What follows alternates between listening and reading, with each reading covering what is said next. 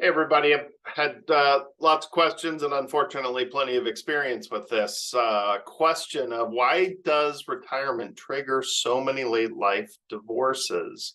They're actually starting to call this gray divorce.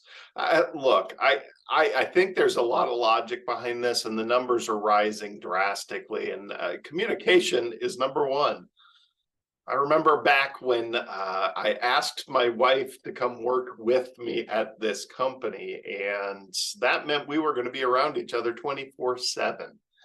So when we talk about this first one, I have plenty of experience living and working with my wife. And the one prerequisite was that we seek therapy. That's right. And it actually did work. It helped us communicate. And one of the things that we started doing was talking about retirement and dreaming about the future and finding that common ground. So we are conscious of spending 24 hours a day together.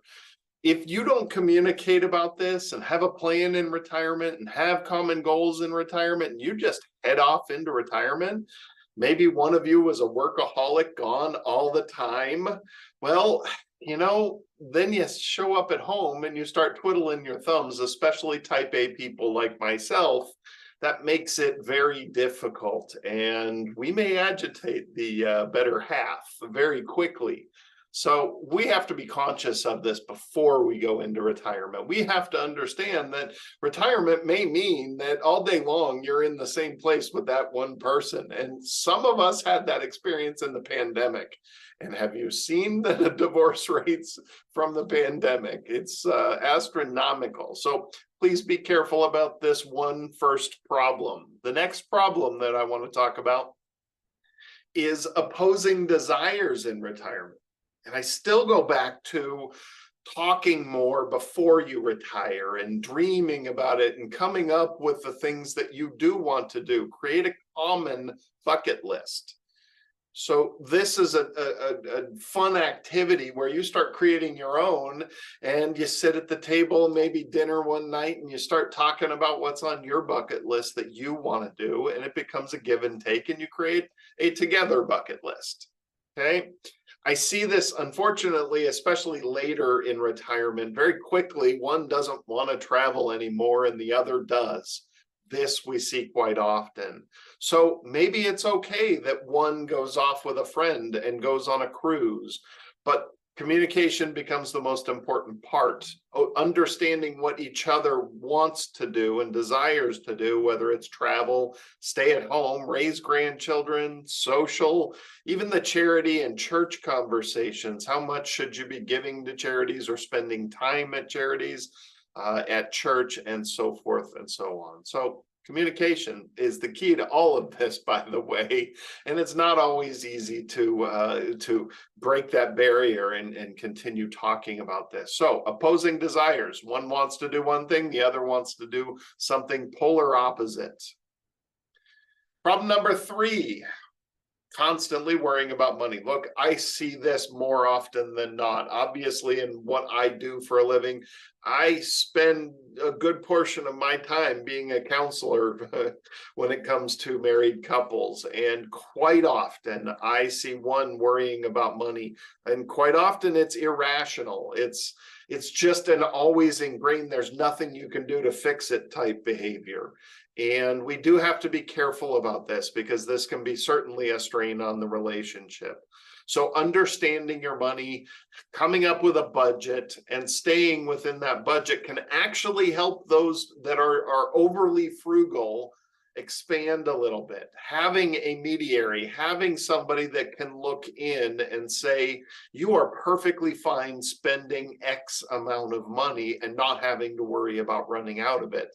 Being there to help reinforce that it is okay to spend some of that money.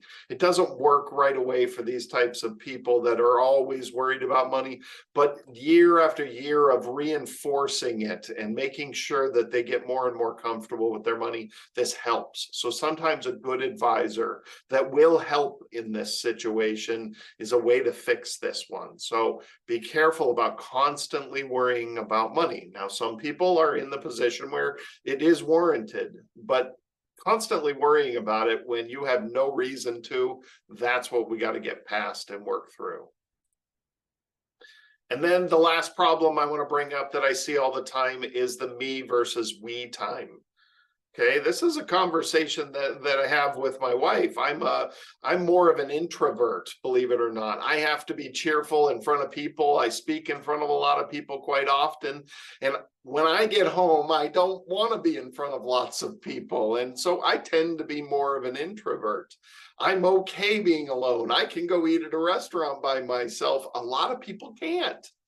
And that's okay. Everybody's different. So being open and honest about that, it's not that you're running away from your spouse. It's that there is me time. There is time to go play golf. There is time for hobbies. There is time for ourselves. And some people need more of it than others.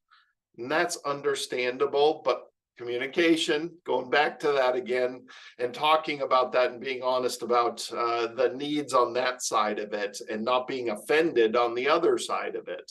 So there has to be some balance on the me versus we time out there. Constantly me time is not necessarily a balanced relationship. So we have to make sure that we understand both sides of it. And that will help, obviously. So I wanted to bring up these 4 things because unfortunately we do see a lot of divorce in retirement, and we do see, unfortunately, some people staying married in a very uncomfortable retirement.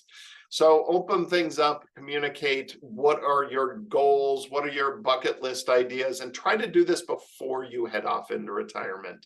This is part of being mentally prepared for retirement, is being on the same page with your spouse. So I hope this helps a little bit, at least opens up some of the discussions about what you want to do in retirement and how you view retirement. You might be amazed. Your spouse might be on a completely different page and you thought they were on the same page.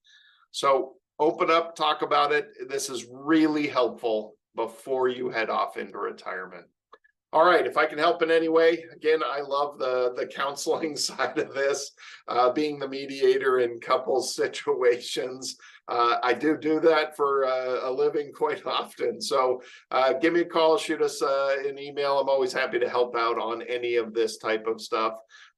Share this with friends and family and other people that are thinking about heading off into retirement, because this should be addressed before you go into retirement. But of course, if it's too late, it's never too late. Start talking. All right, everybody, we will see you next week. Thanks again.